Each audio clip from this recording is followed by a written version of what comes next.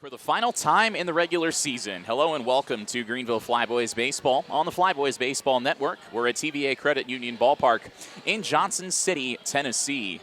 It is dark. There is a torrential downpour just north of us, but we're going to try to start this game on schedule as the Flyboys close the regular season here tonight against the Johnson City Doughboys. Thanks. A pause. The runner goes. 1-1 pitch hit on the ground up the middle, off Fife's glove into right center field. Hare headed to third base. He gets a stop sign. Miller sprinting to second. The throw there is in time. Miller thinks he's safe as Peyton Miller tried to stretch that into a Little League double. It was a good hit and run. It deflected off the glove of Logan Fife as he was ranging towards second in an attempt to field what would have been a throw from the catcher Ryan Jones. But Miller moves Hare to third base on what will probably be scored a single and a fielder's choice. Right on left, Neville in some early trouble. Man at third, one gone. Scoreless in the first. Here's the pitch. McNaughton hits a soft liner to left. Smeltzer coming on, makes the catch. Hare's going to tag. Here's the throw to the plate. It is way late. And Ezra McNaughton delivers a sacrifice fly. Extends his team lead with his 44th RBI of the season. And it's 1-0 Greenville in the top of the first. The 2-0 to Jordan. Crushed to straightaway left, sending Smeltzer back, and that ball is gone. A line drive, two-run homer for Micah Jordan. That's the second time he's homered here in Johnson City. And Greenville has opened up a 3-0 lead here in the top of the second. That's one thing you can't do to Micah Jordan is throw him an elevated fastball in the inside part of the plate. Zach Neville just found that out the hard way. Jordan with his fourth homer of the season. RBIs numbers 24 and 25 for the second-year Flyboy out of Virginia Tech. And that was a cookie. 86 miles an hour right down the middle. Jordan sent it out of here at 104 mph. Perconis looking for a 1-2-3 second. Here's the pitch. Kaufman hits a high drive to straightaway left. Hunter is back. He's out of room, and that ball is gone. Camden Kaufman waited till the last day of the regular season to do it, but he's got his first homer. 3-1 Flyboys here in the second. 1-0, the right-hander takes a deep breath as the rain intensifies. Jones hits a high drive to left. Hunter going back again, and this ball is off the top of the wall. There will be a play at second. Here's the throw from the warning track. It sails past everybody. And a two-out double for Jackson Jones. 3-0 on Morrow. Nowhere to put him. Here's the pitch. Swinging a line drive to second, caught by Peyton Miller. And that ends the inning.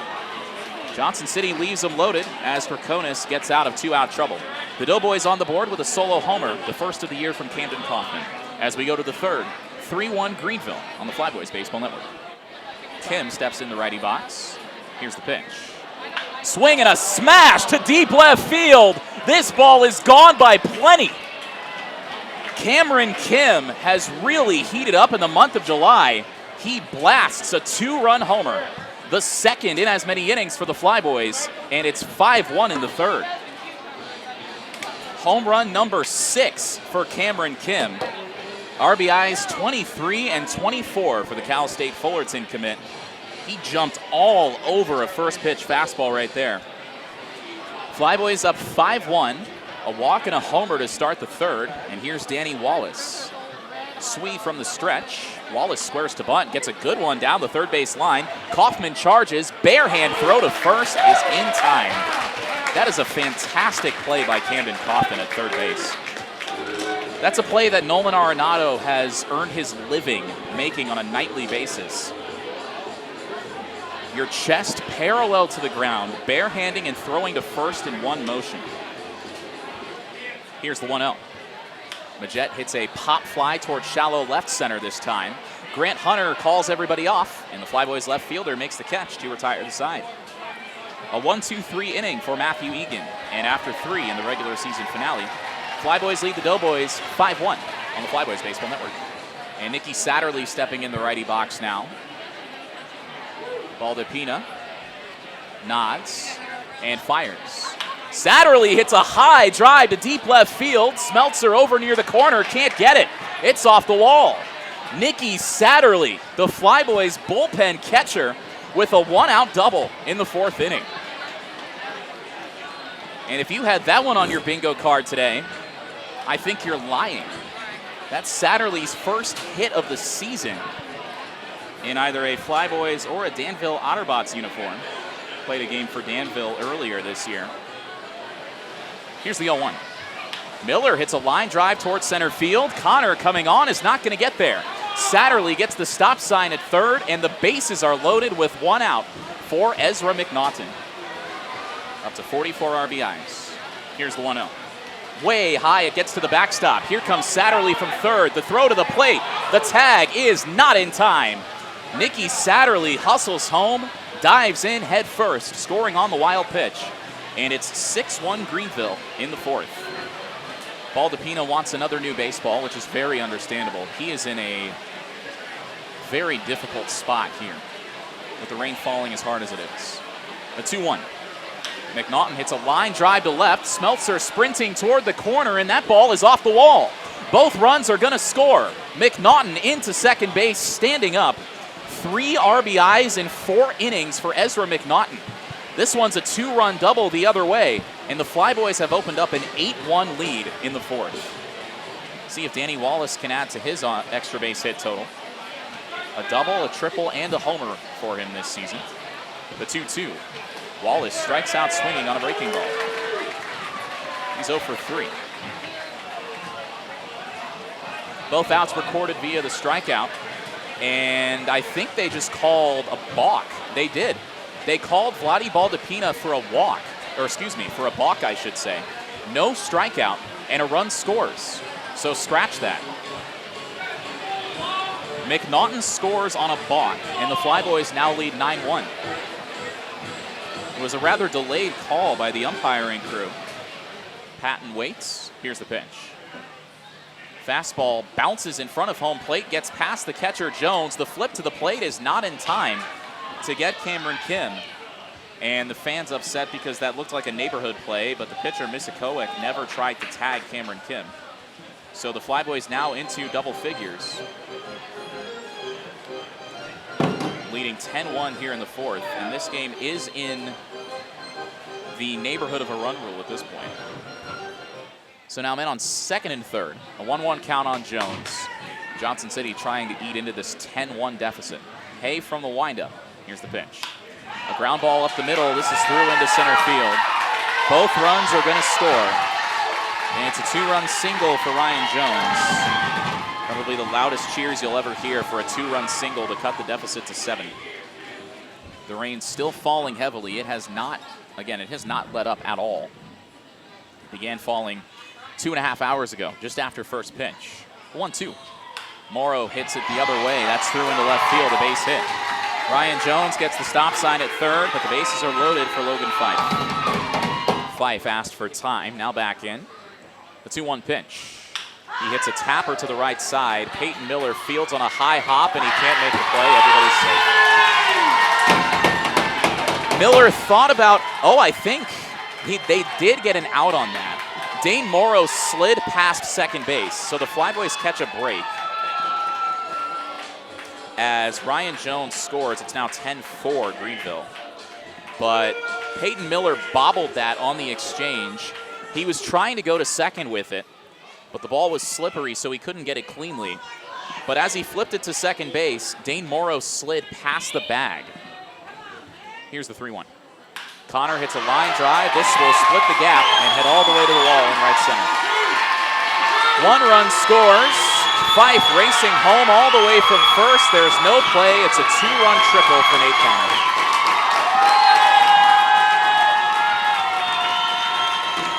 Fife scores all the way from first. Smeltzer jogs home from third. Nate Connor with a 2-run triple to the wall in right center. Johnson City has now sent 9 men to the plate this inning. Here comes Trey Majette. 10-6, the Flyboys' lead is evaporating. Here's the pitch. Majette hits a ground ball to shortstop. This should end the inning. The throw to first is in time, and that's it. Johnson City answers for the 5 spot in the top half of the frame. But as we go to the 5th, it's 10-6 Flyboys in a game. Strikeout would be huge here for Holloman. Ball in play, likely scores a run. The 2-2. Fife hits a high fly ball to deep left center field. This is trouble. It's off the wall. Both runs are going to score. There might be a play at second. The throw from Micah Jordan is cut off. You knew Logan Fife was due. I'm surprised it took him this long with how good he's been against the Flyboys this year. A 2-run double to the wall in left center, and all of a sudden, it is 11-8. And another high-scoring game between the Flyboys and the Doughboys. These teams will finish their 7-game regular season series averaging nearly 20 runs per game combined. A pause from Holloman and the 1-0 to Majette. A swing and a line drive up the middle. This ball is down in center field for a base hit.